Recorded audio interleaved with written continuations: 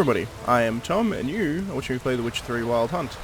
Today, we're going to get into the main story of Skellige, which means I have to head off towards Skellige, the main town of Skellige. Hopefully these harpies leave me alone. I think they will. I think they're far enough away. So we're going to head this way towards Skellige. There's some clan on Crate guards, who are the guards of Clan on Crate, as one might imagine, which is also, Skellige is their sort of main city, and it's like the main city on this island. Come closer, stranger. Greetings. Looking to buy? Show me your wares. These things here are very interesting to buy, because what they do is they unlock fast travel, well, it says it right here, reading this guidebook will unlock certain fast travel points in Skellige. So it allows you to get places without necessarily having to... So long. Without having to sail everywhere, which can be useful, particularly in like a YouTube playthrough. I think it's probably going to be somewhat useful. And they actually have stuff in them, which is interesting. The Lonesome World Guide to Skellige. What time of year is the best for visiting Skellige? Any time. To whom is such a sojourn recommended? To anyone who seeks adventure, craves miraculous views, and adores charming villages. These last Skellige has in spades. It is the most densely inhabited island in the archipelago, though this does not mean it lacks virgin forests and untamed landscapes. Particularly worthy of a visit is the village of Ranavig, Anbjorn, and last but not least, Holmstein, one of the most important ports in all of the Isles. Anyone lucky enough to enjoy the sea voyage to Anbjorn will surely notice the majestic lighthouse guiding ships to its harbour. But the behest of the famed Jarl Skjordal, it constitutes one of the most fascinating spots on the Isles and offers breathtaking views of the entire region.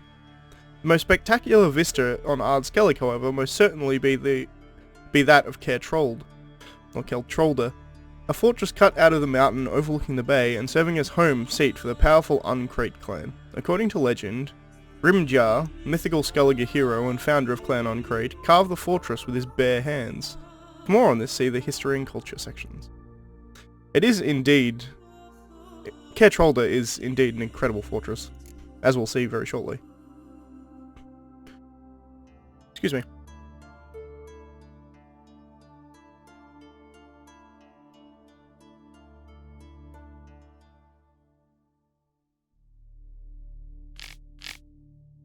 Skellige is a weary traveller's paradise. Those seeking respite from the hustle and bustle of urban life need look no further. Those yearning for a peace, quiet, and transcendental views, the kind that leave one short of breath and renewed in spirit, will find satiation in...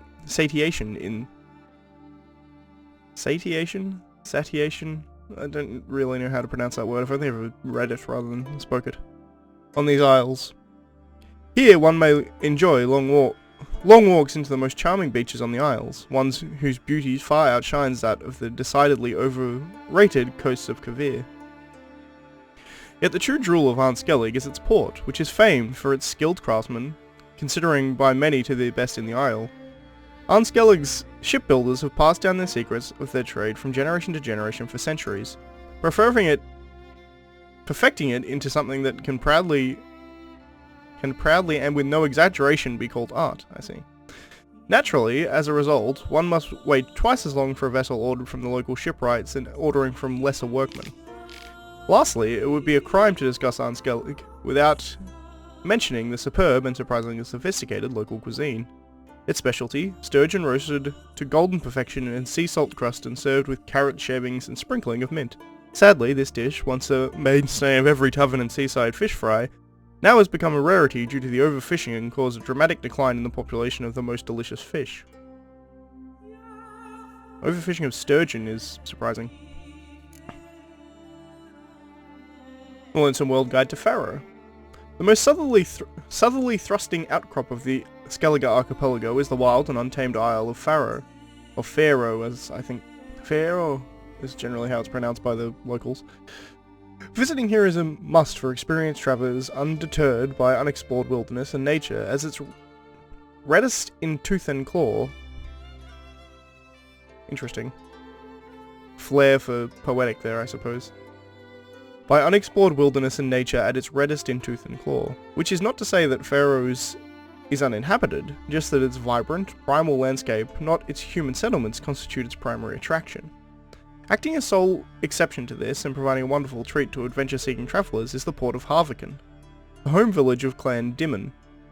With a bit of luck, one might find oneself there with the clan's warriors return from overseas raids and divide their plunder. A days-long feast is thrown in the warriors' honour afterwards, providing an excellent opportunity to sample local delicacies and observe local customs. For more on this, see the Feasts and Festivals chapter. A Lonesome World Guide to Hindisfjall. The smallest of the Skellige Isles is also the birthplace of the island's culture. Skelligers believe themselves direct descendants of Otkel, a legendary hero who was the first practitioner of the cult of Freya in the isle. He erected a beautiful temple in honour of the goddess on Hindisfjall. Sadly, the temple has been closed to visitors in recent years due to concerns about the possible theft of the famous diamond, Brisingamen, ornating the goddess's statue.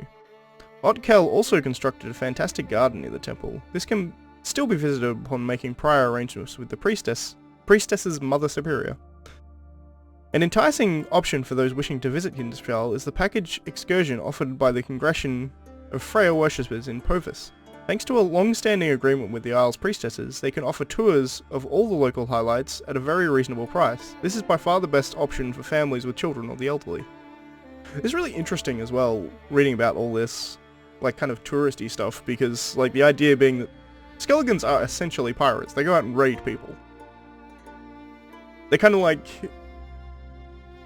they're Vikings, essentially. Although in the game they've kind of made them like Scottish or Irish Vikings, which is kind of cool, but... it's... the idea that the temple would, like, also bring in tourists is just... it seems strange, but it's cool nonetheless. The Lonesome World Guide to Undvik. Once prospering Undvik was the second, after Skellige, most frequently visited isle in the archipelago. Among its ample charms are a prime location, picturesque scenery, and a sublime local cuisine. Sadly, the isle was recently devastated when some monstrous frost giant awoke from his long slumber and began murdering and destroying whatever lay at hand. After this occurrence, many realms issued an official edict of warning, cautioning their residents to avoid travel to Undvik. Nevertheless, the isle still attracts many travellers. They are no longer primarily lovers of carefree relaxation, however. Instead, they are adventure seekers and mercenaries hoping to earn the bounty put on the giant's head, or, barring that, at least get a glimpse of the fantastic creature with their own eyes. Though this is indeed a once-in-a-lifetime opportunity to witness such a sight, we are duty-bound to advise anyone thinking of visiting Undvik to postpone their trip until conditions improve, or, even better, alter their plans to visit one of Skellige's many other attractive isles, where the risk of being disemboweled by a colossal man-beast is significantly lower. Indeed. Lonesome Guide to Speakerug. Though Speakerug is not the most frequently visited of the Skellige Isles, one cannot deny that it is a certain inescapable charm. Particularly bewitching are the snow-capped peaks towering over its southern and western shores. Speakerug will surely please lovers of the martial arts. The northern portion of the island is home to a famed arena where local warriors test their strength in no-hold-bars bouts. South of the arena lies the village of Svorlag, home of Clan Brokvar. Located on a picturesque bay, Svorlag is particularly lovely to visit in the summer and around the feast of Bellatane. South of Svorlag sprawls a primal wilderness that serves as Clan Brokvar's chief hunting grounds. Visiting the southern portion of the island should be reserved only to the extremely experienced travellers, for they are completely wild, inhospitable, and depraved of all human settlements. The area is crawling with dangerous creatures of all kinds, described in more details in the fauna and flora section. One should also show particular caution when travelling near the caves along the isle's coast. Cool. So we've read all them, and what that will do... see here, we're getting a new marker at Kertrolder Harbour, we get one at Elderberg Lighthouse. You get a lot of... pretty much everywhere we read about, you get a marker for. We're starting to see over there, you can sort of see Kertrolder. Not quite yet, but close to. Luck's run out, freak.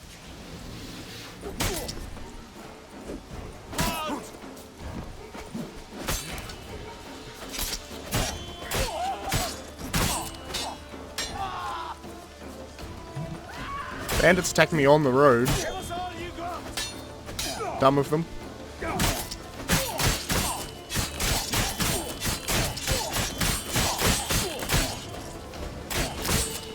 Particularly when there's clan uncrate here, because they're gonna get murdered.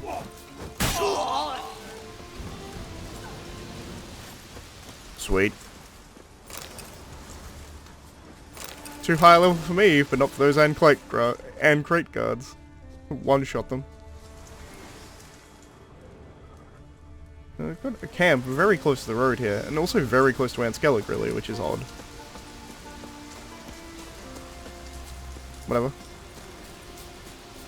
Don't bother me. Hello, horse. It's weird.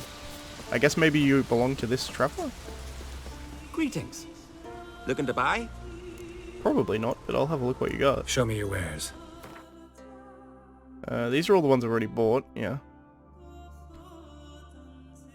I don't know if these are actually in the base game, I can't remember. I think maybe they were introduced later by, like in a patch, so that because people were complaining that it was too hard to get to places. 156, I can get rid of you. 63, I'll probably get rid of something here.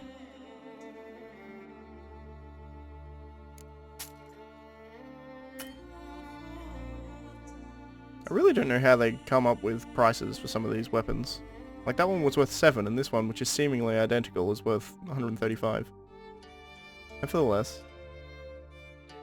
Oh, see here, worth 6. And this one, worth 130.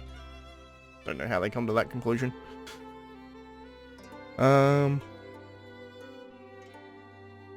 I don't think he's going to be able to buy anything else off me. At least nothing that I want to sell to him.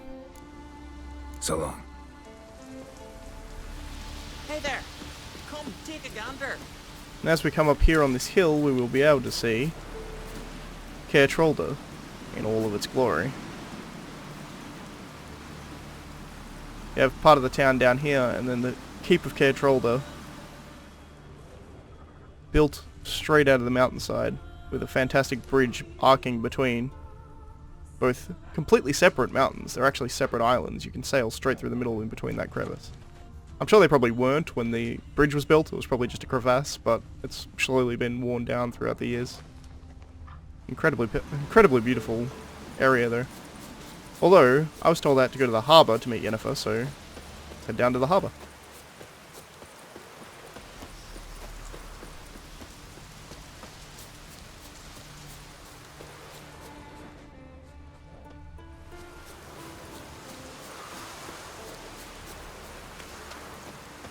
Can't I play today, Dad? Got to go to the port.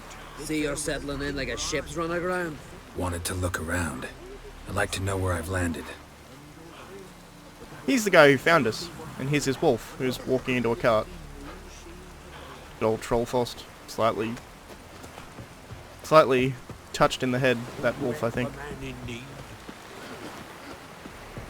King's passing, yet carries an occasion worthy of a new song.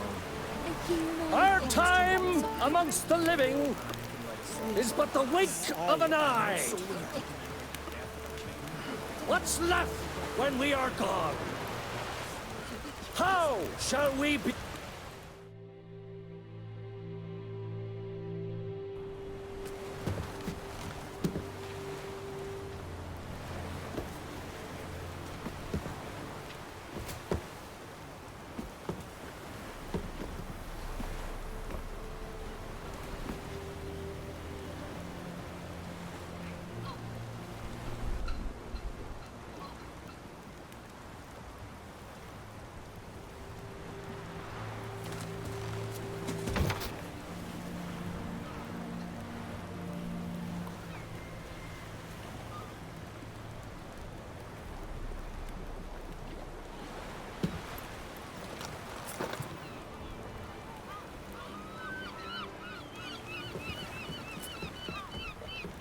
You need not do this, child. I know, but I want to.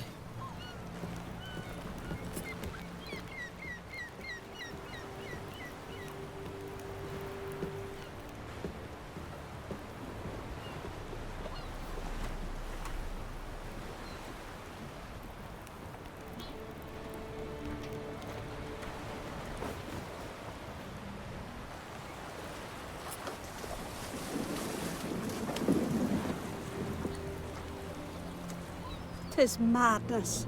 Such a young lass. Erna should be the one going. They shared a bed longer. Silence. 'Tis her decision.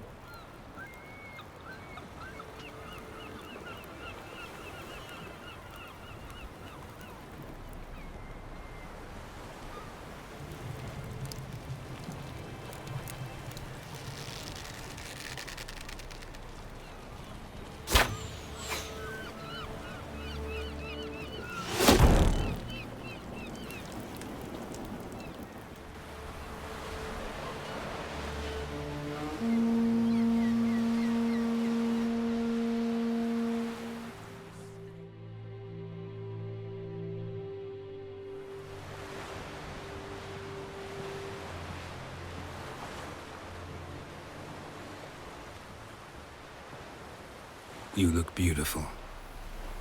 Thank you. Nice to see you again. The eulogy. King Bran of Clan Twirsech has embarked on his final voyage. At its end, our glorious ancestors await him. Together they will hunt and raid. They will sit round the fire and praise the deeds of ages past. For now, he lives in our hearts. One day, we too shall stand at his side and face the sea together. That will be a good day.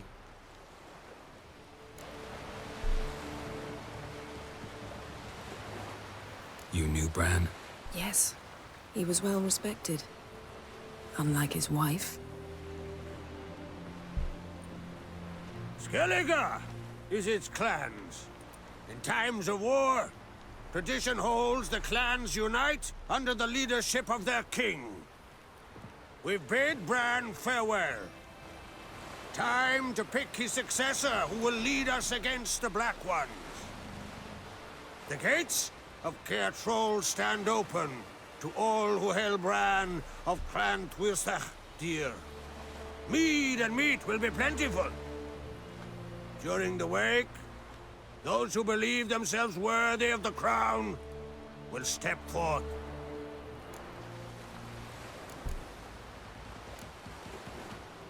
Haven't seen each other in 2 years. I want a solitary cottage by the sea. I want to lock myself inside with you. Stay there for a week. What would we do there for a week? Got so many ideas. The one with the rope you use for trophies. That one seems interesting.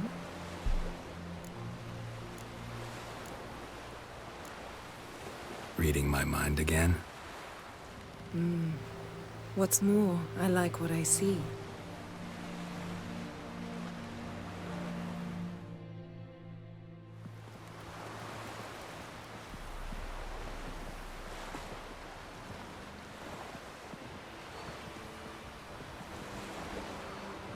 Did you learn anything in Velen?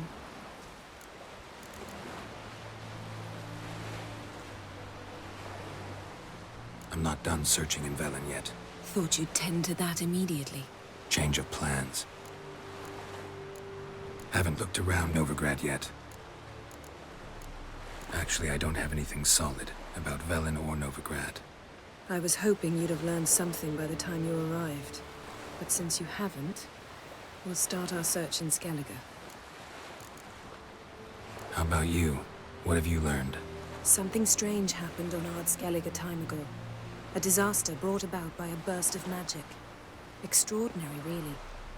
Natural anomaly. Never seen anything like it.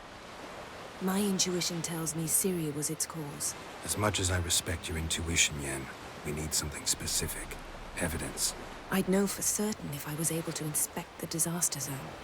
Unfortunately, Ermion and his druids aren't letting anyone near. Ermion's head of the Skellige Circle? Haven't seen him since... Since Ciri was a little girl. I doubt he'll do you any favors, not even for old time's sake. So why won't Ermion let you inspect the area of the anomaly? Call it a difference of opinion. A large, loud difference. Look, it's Krach. White Wolf! Greetings, Krach. I shall see you at the wake, and I'll not accept any excuses.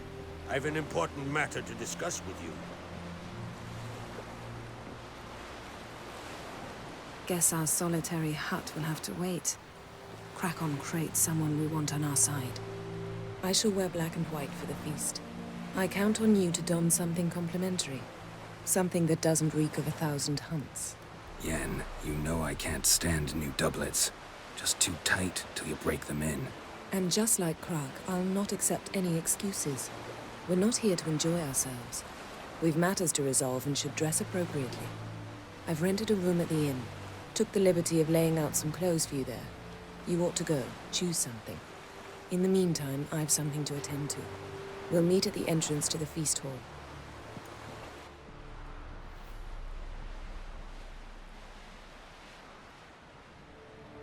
And so clan Twirsek is no longer the leader of Skellige. Heard the nymphs were fighting yesterday instead of the fish. I could go through and read all these character entries as well, but I think I'm gonna separate that to like just an episode in unto itself. Like not even an episode, like a half episode really, would be more accurate. Actually, did I see? I did. I think I know what this is. Sorry to trouble you, but I really have no choice. What is it? Our ship was wrecked against the rocky shore during the last storm. I've lost everything. How am I supposed to help?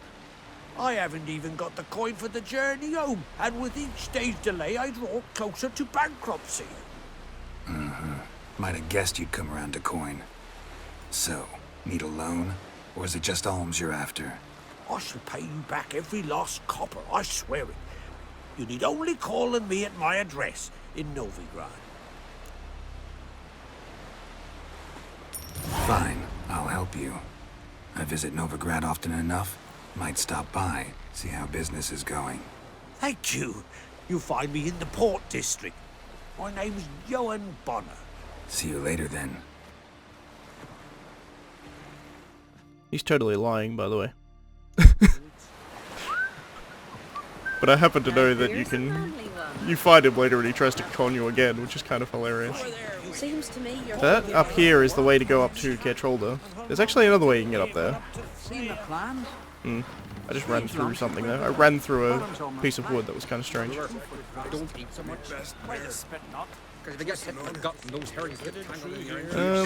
want to continue the main story, so I think I'll go straight there, but I want to go here first.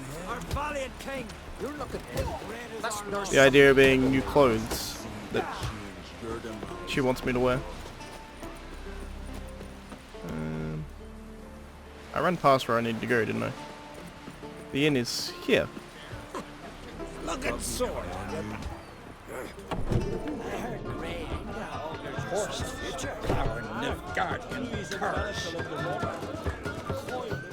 Greetings, I'm Geralt. The Witcher known as the White Wolf, I know. They tell stories about you every day round here. Looking for an open seat at the table? I'll be fine. Just wanted to talk. Gotta say, I like the place. I should hope so. Found it a ruin when I came here from Undvik. Gulls shitting into the tankards through the gaps in the thatch. I bought the hut, rolled up my sleeves, and made a proper alehouse out of it. Why'd you call it the New Port? Continuity. Owned the old port on Undvik. Few of my former customers come here evenings to reminisce about the old times. Fair enough. What smells so delicious? I won't play him in Gwent. I will, however, buy the Gwent cards. And I'll also sell him some of this shit that I don't need.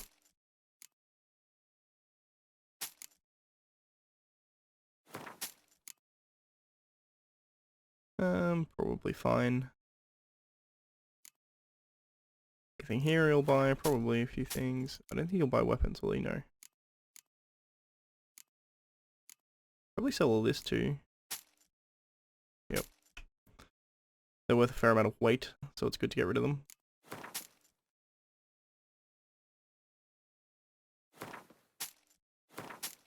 If you're doing a first playthrough, you notice I tend to always sell these sort of junk items, but they are probably worth breaking down if you want to build some stuff. Shells particularly you should break down and sell. I can get rid of that because I'm going to get another one this playthrough anyway. Thanks for sparing a moment. A spot of rum in your cheeks would be right rosy. This has gotta be Yen's room. She always did like space and luxury. Tisaya DeVries, the poison source, still turns to it for inspiration. No one is born a mage. We still know too little about genetics and the mechanisms of heredity. We devote too little time and resources to this research. Sadly, we still conduct trials on the inheritance of magic ability using, let us say, natural methods. The results of these pseudo-experiments far too often can be seen in the gutters of our cities and begging outside of temple walls. Far too often we see the encounter brain-dead and moronic women. Women covered in their own spittle and passing themselves as prophetesses, seers, village diviners and miracle workers. Cretins with brains degenerate by the uncontrolled power they inherited. These simpletons and fools can themselves breed, can pass on their abilities and continue the degeneration. Is anyone capable of foreseeing or defining what the last link in such a chain will look like? Most of us mages lose the ability to procreate as a result of our changes and disruptions to the functionality of our pituitary glands. Others, sorceresses most often, mature only their magic powers with gonads intact. They can conceive and give birth, and have the audacity to consider the good fortune a blessing. Yet, I repeat, no one is born a mage, and no one should be. Aware of the gravity of what I write, I provide an answer to the question posed at the summit of Sidaris. I answer with every certitude.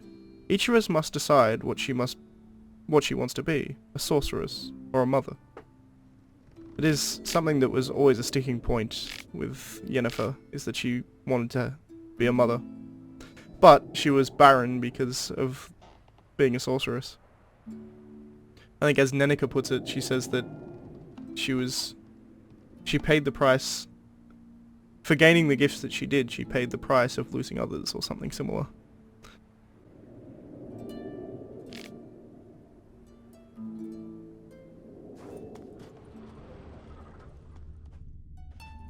Her megascope? Guess she never goes anywhere without it. As Philippa Eilhart said, megascopes and toothbrushes, deeply personal possessions. Indeed. She went around trying to cure her inability to have children. She who knows. Interesting. I picked up 2 books. Okay. Folks say there were 4 at first. The mother, she who knows, the Lady of the Wood, came here from a faraway land, and since she suffered terribly from loneliness, she made 3 daughters out of dirt and water. A long, long time ago, the mother was sole ruler of all of Velen. Her daughters brought her the people's requests and served her as her voice. Each spring, sacrifices of grain, animals, and men were made to the Lady of the Wood, on her special night. Yet, as the years passed, the Lady of the Wood slipped deeper and deeper into madness. Her madness eventually spread over the lands. Men took to abandoning their homes and setting out into the bog, where they became food for beasts. Before long, Velen was drowning in blood. The daughters saw their land nearing destruction and took it upon themselves to save it. When spring came once more, and with it the night of sacrifices, they killed their mother and buried her in the bog. Her blood watered the oak atop Ard Caerbin, and from then on, the tree grew wholesome and hearty fruit for the people. As for the lady's immortal soul, it refused to leave its beloved land, and so the sisters imprisoned it. To this day it lies trapped within the Whispering Hillock, where it thrashes about in powerless rage. Interesting book for later in the story. A portrayal of the older races. What is a non-human? The answer is simple. As the very name suggests, it is something which resembles and yet nevertheless is not a human. Though it walks on two legs, speaks a tongue similar to our own, and dresses in similar attire, it all the same has more in common with beasts, when base beasts and noble man.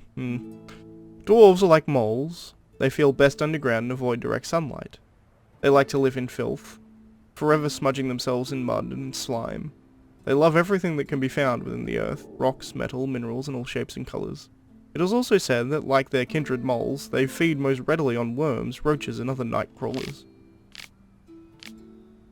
Halflings, for their part, are more reminiscent of gophers, fat, lazy, and loud in the typical rodent way.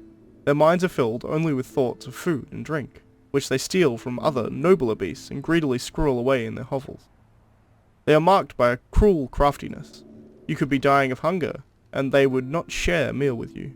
They could be howling from poverty, and they would be swimming in gold, and yet they would still fleece you at the last crown. Or to fleece you to the last crown. You could do nothing but good to them, and they would still stab a knife in your back. Elves, in turn, seem related to the birds of prey that dwell in far-off Zerrikania. They care most for coloured feathers. They would most readily spend all day staring at their reflections at the water and singing their own praises. They are so awash. They're so awash in self-love that they no longer feel any desire towards members of the opposite sex of their own species. Their appearance, unquestionably pleasant to the eye, is highly misleading, for they are extraordinarily cruel, and any who judge them by their looks alone would first dupe and then kill in cold blood. The best proof of this, the so-called Scoia'tael, bands that claim to fight for freedom but in truth only long to kill humans. That is actually kind of in part true about the Scoia'tael, but, I mean, it's the age-old saying that one man's terrorist is another man's freedom fighter. All these vile so-called elder races are, for our great fortune, slowly dying out. Joy fills the heart of every right-thinking man at the thought that his great-great-grandchildren will never know them. That in their day, dwarves, halflings, and elves will be merely fairy-tale creatures used to scare young, impressionable children. Here's a sad fact that a lot of the older races are dying, elves most notably, because of their lack of breeding. Or rather, they're slower breeding than humans. And humans are just taking over the world because they breed so fast. So rather racist book, but they exist. So these are the things we are supposed to choose to wear. I think I'll actually read... I'll read these books later. Here's my stash. Is there anything I want out of my stash while I'm here? Probably not. I'll put some stuff in my stash, I suppose.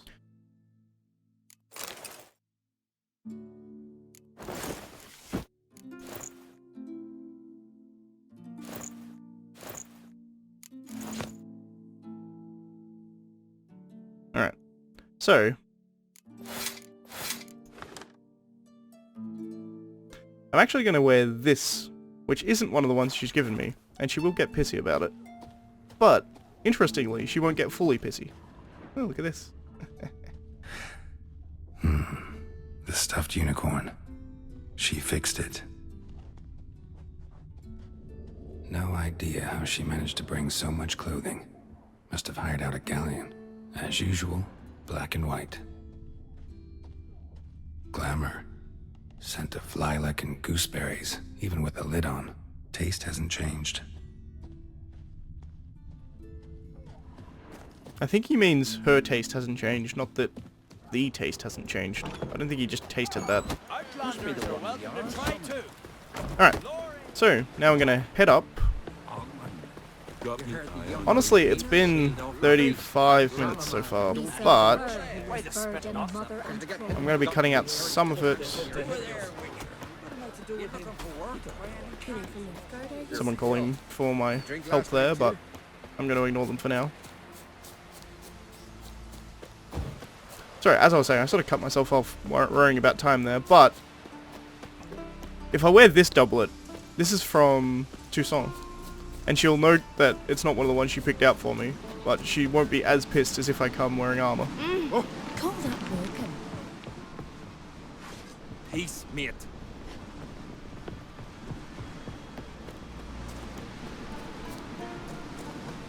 I believe that guy I just spoke to is the one whose sister is missing. So apparently I can't tell him his sister's fine. Because I spoke to her in Freya's temple.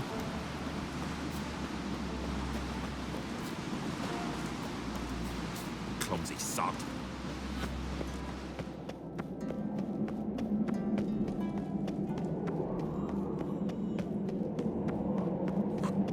Look at swords in your back. I don't have any swords on my back, I took them off.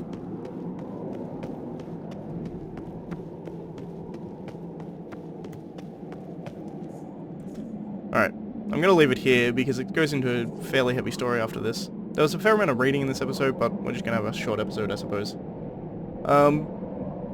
Thanks for watching. I shall see you next time, where we're gonna follow the story even further.